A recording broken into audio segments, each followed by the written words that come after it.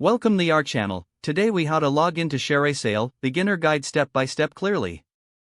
Open your web browser. Type in the URL for ShareASale, which is www.shareasale.com. Once the page loads, look for the login button in the top right corner. Click on the login button. You will be directed to the login page. Here, you will see fields for your username and password. Enter your username in the first field. Next, enter your password in the second field.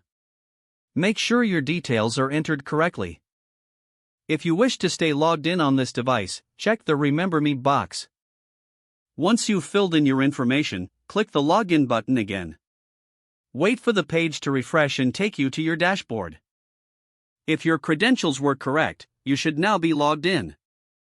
In case you forgot your password, click on the Forgot Password link. Follow the prompts to reset your password. Once you've reset your password, return to the login page. Input your username and new password. Click the Login button again. You should now have complete access to your ShareASale account. If the page does not load, refresh the browser or try again in a private or incognito window.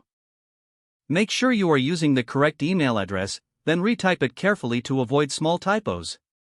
If your password is not accepted, use the reset option and create a new strong password you can remember. Check your spam folder for verification or security emails, then complete any requested confirmation steps. Enable two-factor authentication if available to improve account security and reduce unauthorized access risk. After signing in, review your profile details so your contact information and settings are accurate and current. If you see an error message, note it down and try again after restarting your device and internet connection. Log out when you finish, especially on shared devices, to keep your account and payment information secure. If the page does not load, refresh the browser or try again in a private or incognito window. Don't forget to like this video and subscribe to our channel for more step-by-step tech guides.